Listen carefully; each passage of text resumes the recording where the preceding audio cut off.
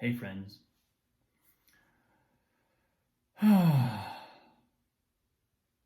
had, I have had over the last day or two, um, something that came out of a conversation with my wife about uh, parenting and about children.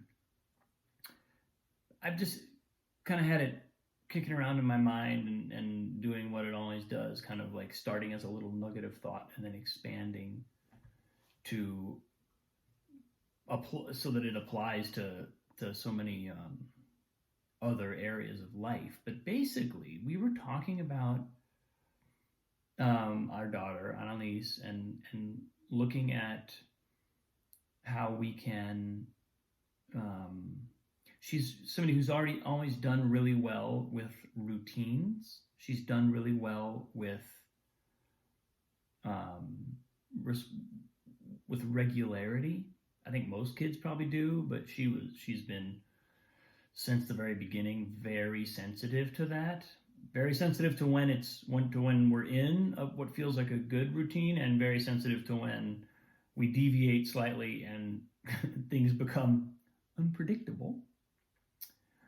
And but as she gets older, she's also constantly changing and she's evolving and she's ready for new things and she's ready to drop old things. So having a routine is a sort of fluid process of, assimilating and adopting new things and letting stuff go, hopefully at the right time and the right weight, or at the right rate, so that so we're still maintaining what needs to be maintained. And one of the things that Katie mentioned, it was coming out of a book that she's read recently about, I think it's called Positive Discipline. I'm not sure what the book is called. I'm going to be reading it soon, so I'll probably talk your ear off about it before you know it. But there's a relatively well-established understanding now that kids from a pretty young age, I mean as young as 2 and 3, really have a desire and almost like a need to be necessary to the household. In other words, to have responsibilities. And it's funny because when I think back to my own childhood,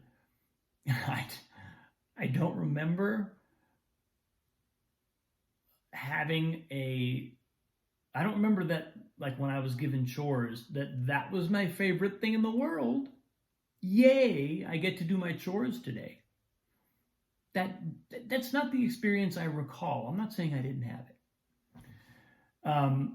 But it also might have been, a question of timing and how old I was and what the chores actually were. But the point, I think, is kind of it clearly stands that young kids want to be part of the household. They want to contribute.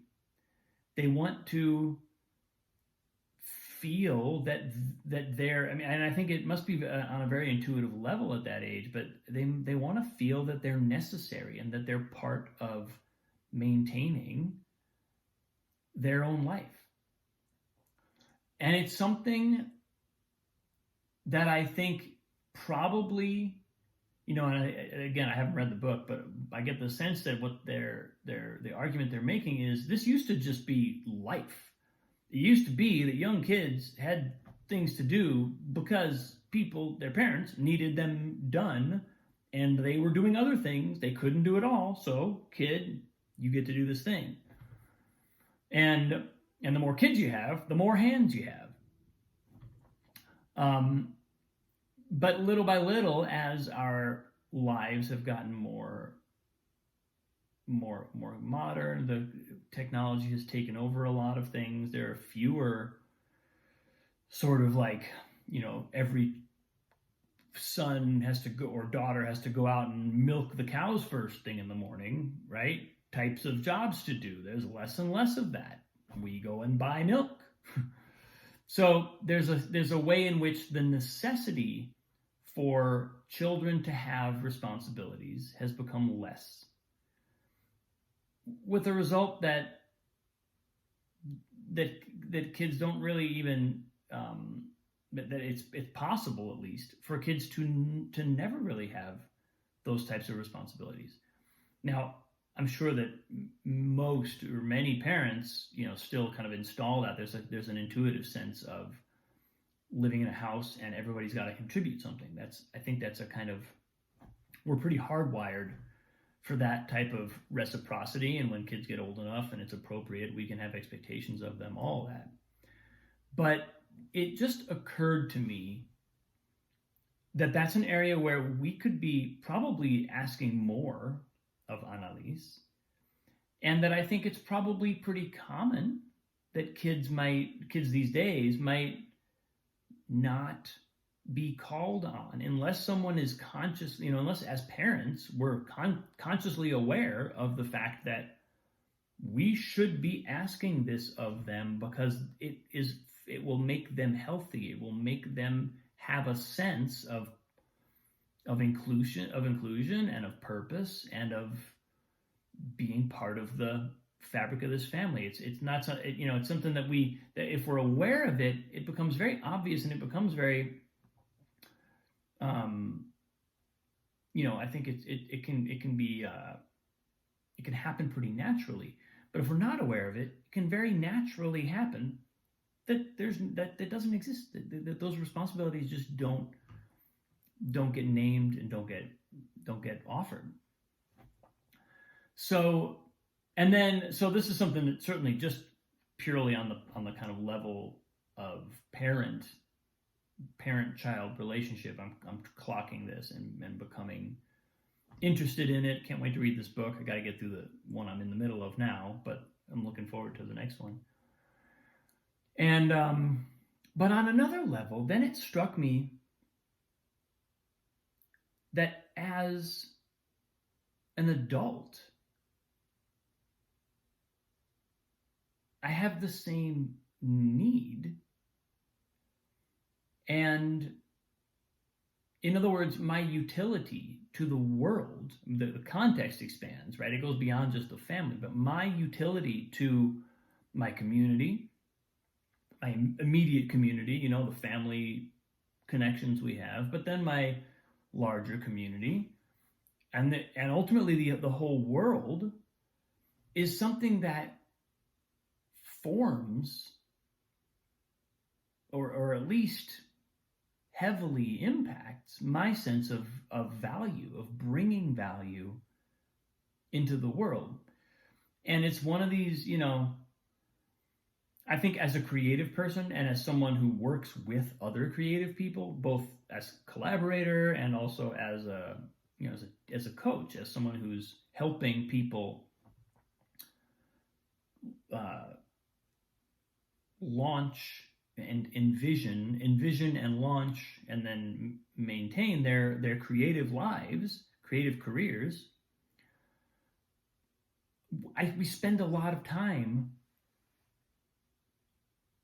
trying to receive, stripping away the sense of here's what has to get done. Here's what my day job gets me. Here's what my various commitments. Here's how I'm in some ways, when you're talking about shifting into a creative career or even into a creative mode, there's sometimes a sense of letting go or wanting to let go of certain things that we might be very good at, that we might make a lot of money at, that might be on the face of things very utilitarian to other people. We might be doing a lot of important work, and other people might really not want us to stop. But and that's kind of one half of that process of making a change like this, is really taking account of that and really seeing, okay, well, where am I truly offering what I most deeply can offer. Where am I offering as much as possible? And I think, even as I say it, it's what emerges for me is that a creative life is very much about what's the most I can possibly give. How can I give the most value? How can I be of the most service, be of the most utility? Not just, and it's like to self and other. It's not just I want to martyr myself and give myself to the world, and it doesn't matter what I receive. That's not a creative stance, and ultimately, it's not a sustainable stance. It's not a stance that results in greater value being given. It's a stance that kind of, I think, relatively regularly leads to exhaustion and kind of a burnout.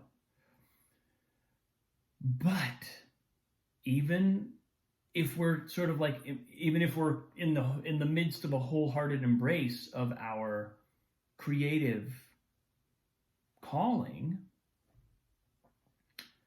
that imperative of being of use to others and seeing how am I of use to others is huge. It's ultimately, I mean, I find it in my own thinking and in my own development, I just find that when I'm able to identify those places where it's like I'm being asked either by another human being or by the universe, can you provide this?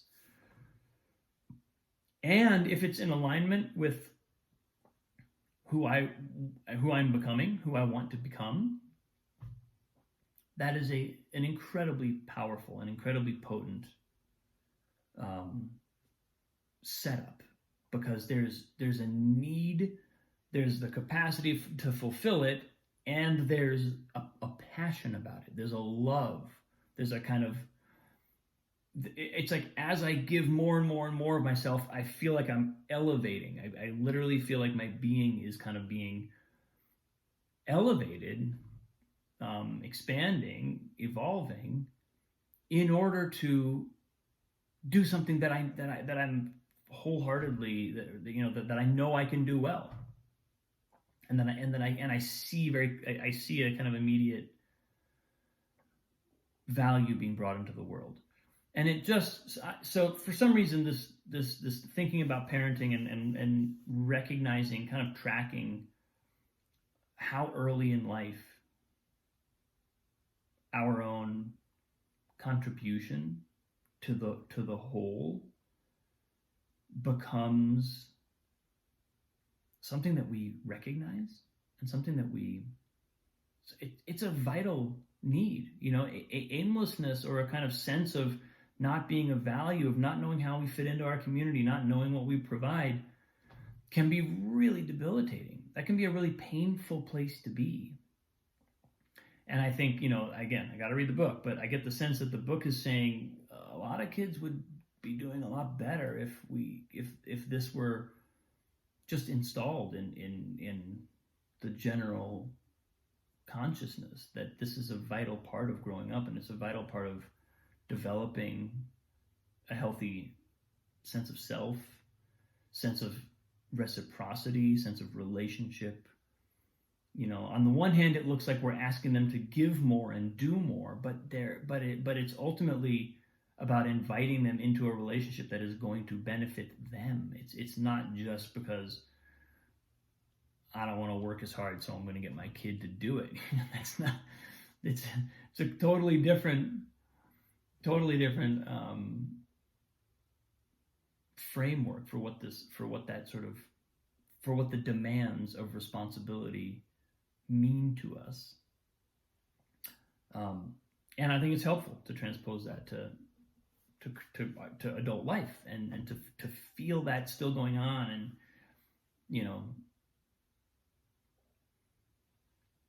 notice some of the ways in which we may have been imprinted, and some of the ways in which we're able to tap into that now. We're able to locate that need, that that the universe asking us for value, asking us to give something, and feel what that does to our being. So yeah, what showed up today. Thanks, folks. Appreciate you. Love you. Have a great day. I'll see you tomorrow.